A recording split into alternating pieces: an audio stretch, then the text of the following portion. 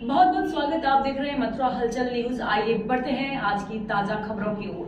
प्राचीन वन विहार आश्रम का मामला फिर गरमाया। आश्रम के पुजारी और भक्तों में 2.5 महीने बाद हुआ मुकदमा दर्ज, जिसे लेकर संतों व भक्तों में पुलिस की कार्यप्रणाली को लेकर आक्रोश।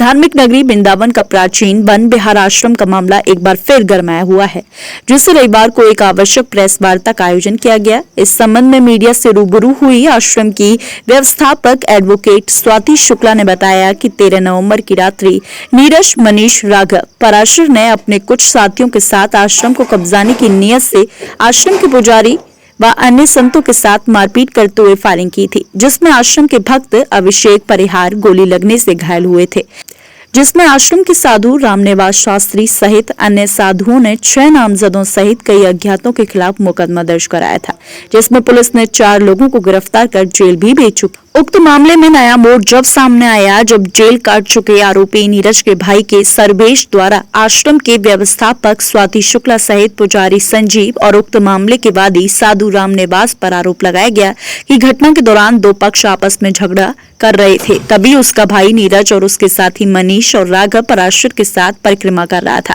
जब ये लोग बीच बचाव करने लगे तो व्यवस्थापक स्वाति शुक्ला के कहने पर आश्रम के लोगों ने इनके साथ मारपीट कर दी। साथ ही साधु रामनिवास ने इन पर फायरिंग भी की, जिसमें साथी मनीष घायल हो गया। जबकि घटना को तत्काल संज्ञान लेते हुए पुलिस ने स्वयं 3 लोगों को मौके से गिरफ्तार किया था, जिस घटना को लेकर सैकड़ों साधु संत परिक्रमा मार्ग पर जाम लगाकर कार्रवाई की मांग भी कर चुके हैं। प्रेस वार्ता की गई दीदी, किस संदर्भ में प्रेस वार्ता की गई? ये प्रकरण ऐसा है कि हमारे आश्रम में एक 2.5-3 महीने पहले एक गोलीकांड हुआ था, जिसमें नीरज शर्मा, सर्वेश शर्मा, वृज गोपाल, श्याम वशिष्ठ और नीरज शर्मा नाम के अभियुक्त मनीष गौतम, उसके बाद में राघव पराशर, इन व्यक्तियों ने हमारे आश्रम में धुआंधार फायरिंग की थी। ठीक है, उस फायरिंग के संज्ञान में हमारे रामनिवास शास्त्री जी ने एक तहरीर दी थी, जिसपे FIR दाखिल हो। FIR में ये सारे जेल गए और जेल जाने के बाद इनकी ये अंतरिम जमानत पे इनको बेल मिली। ठीक है, उस संदर्भ में ये प्रेस वार्ता हुई और उसमें इन्होंने क्या किया कि 2.5 महीने बाद इन्होंने एक क्रॉस FIR करवाई, जिसमें मुख्य आरोपी मुझे बनाया, रामनिवास जी को बनाया और संजीव पुजारी जी को बनाया। और जिस डेट की ये घटना बता रहे, उस घटना की डेट पे मैं यहाँ उपस्थित नहीं थी, मैं महाराष्ट्र में उपस्थित थी। गोलीकांड में उसमें कोई घायल भी हुआ था? यस, हमारे जो अभिषेक परिहार थे उनको गोली लगी थी और हमारे संजीव पुजारी और हरि बाबा को भी गोली के चोट के निशान आए हुए थे और अभिषेक परिहार को तो गोली आर पार हो गई थी। ठीक है, तो उसके बाद में मायावती का रिपोर्ट है, सरकारी रिपोर्ट है, उसमें मेंशन किया गया कि ये गोली के ही निशान हैं। इसको मैं आपसे कहना चाह रही हूँ कि सार्वजनिक रूप पे इस रिपोर्ट को भी मैं साझा करूंगी। इस संदर्भ में नीरज शर्मा के जो भाई हैं सर्वेश शर्मा 2.5 महीने बाद एक क्रॉस FIR IG साहब के यहाँ से करवा रहे हैं। तो मैं ये जानना चाह रही हूँ कि जब साधु संतों ने इस विषय को लेकर, प्रकरण को लेकर परिक्रमा मार्ग में जाम लगाया था, इस पे धरना प्रदर्शन किया हुआ था, पुलिस की कार्रवाई पे, पुलिस की कार्यशैली पे हमने क्वेश्चन पुट ऑन किया हुआ था, तो क्या IG साहब को ये सब चीजों के बारे में अवगत नहीं कराया गया? दूसरी बात, IG साहब किसी एक महिला को, जो महिला यहाँ पे उपस्थित नहीं थी, उसके खिलाफ डायरेक्ट FIR, क्रॉस FIR मुख्य आरोपी बनाते हुए कैसे कर सकते, ये मैं जानना चाहती हूँ। दूसरी बात, इनके प्रार्थना पत्र में कहा गया है कि 2 गुटों में विवाद हो रहा था आश्रम में, तो हम पूछने गए। मैं आप सबको दिखाना चाहती हूँ परिक्रमा मार्ग के बाद हमारी बाउंड्री से कम आधा किलोमीटर की दूरी पे हमारे ठाकुर बन बिहारी जी विराजमान है। इनको कैसे पता चला कि हमारे आश्रम में 2 गुटों में लड़ाई हो रही है? दैट मीन्स इनका इंटेंशन जो हमारे आश्रम है उसके प्रति उनकी नीयत कभी साफ नहीं थी। दूसरी बात, जिस व्यक्ति से हमने मुकदमा जीता, माननीय उच्चतम न्यायालय और हाई कोर्ट न्यायालय और डिस्ट्रिक्ट न्यायालय, चकबंदी आदेश, हर आदेश को हम यहाँ पे कंप्लायंस करने के बाद हमें पोजीशन मिला गया है। हमने कोई गोली चला के कब्जा नहीं लिया है। मैं ये जानना चाहती हूँ IG साहब से कि जैसे इन्होंने मेरे खिलाफ FIR लॉन्च करा दी direct without any information, how is it possible? IG साहब को मैं निवेदन करना चाहती हूँ इन्हीं दो अभियुक्त के बारे में कि एक राधा नाम की लेडीज है जिसको इन्होंने इतना मारा है, उसका माननीय योगी आदित्यनाथ जी के पोर्टल पे भी सारा डिटेल है। उस पर मैं IG साहब को कल ही मिलूंगी और कहूंगी कि इस पर FIR दर्ज करें। और जिस परोना वाली कुंज की ये बात करें, उस परोना वाली कुंज का बात करें, वो महाराज जी का कुंज है, जो महाराज जी उसमें विराजित है, वो भी यहाँ पे उपस्थित है, उनसे भी आप डिटेल लीजिए। ये गाँव का न्याय है, ये कहीं भी क्रॉस FIR कर देंगे, किसी के ऊपर भी मुकदमा कर देंगे।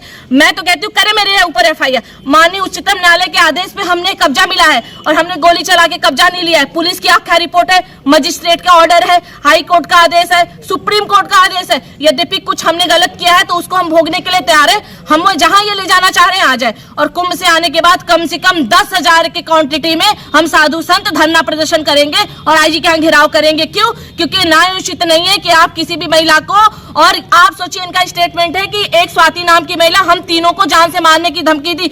How is it possible and it is very shameful कि एक महिला 3 आदमी को पकड़ सकती है क्या? और जो महिला यहाँ पे 13 तारीख को उपस्थित ही नहीं थी, इनके विवेचना में ही जो शिवशरण सिंह जी है विवेचना किया, उन्होंने अपने रिपोर्ट में लगाया है कि मुझे सूचित किया गया।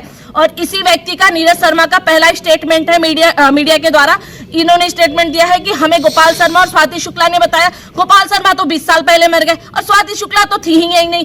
डे वन से फर्जीवाड़ा और साधु संतों के जमीनों को भूमाफिया द्वारा कब्जा कराए जाने के संदर्भ में माननीय योगी आदित्यनाथ जी से मैं निवेदन करती हूँ कि योगी आदित्यनाथ जी आप इस पे संज्ञान लीजिए, क्योंकि कुछ भी यहाँ पे ठीक नहीं चल रहा है। अगर साधु संत को ऐसे परेशान किया जाएगा तो साधु संत भी जो करना होगा वो करेंगे। आप इन्हें समझाइए कि इनकी ड्यूटी कैसे करनी चाहिए। यद्यपि मैं गलत हूँ तो मैं उस सजा को भुगतने के लिए मैं तैयार हूँ।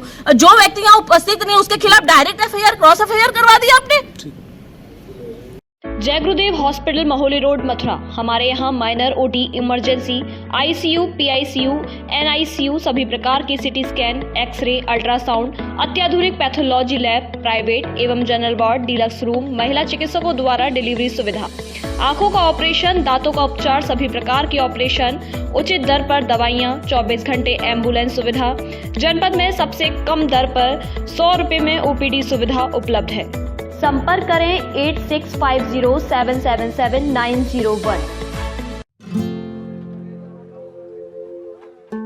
सर, पहली कॉफी अम्मा के लिए।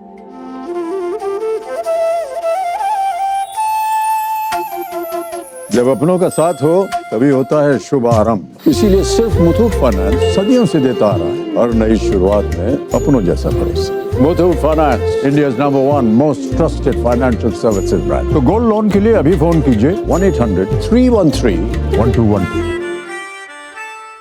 मुथूट फाइनेंस पेश करते हैं गोल्ड लोन मेला।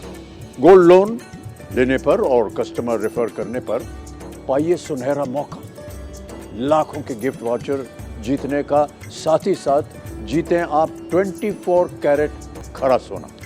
गोल्ड लोन लेने के लिए आज ही मुथूट फाइनेंस की ब्रांच में जाइए या फिर कॉल कीजिए 1-800-313-1212।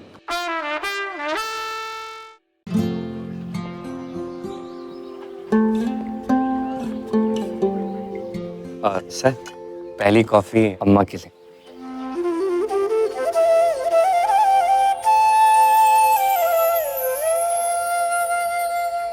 जब अपनों का साथ हो तभी होता है शुभ आरंभ।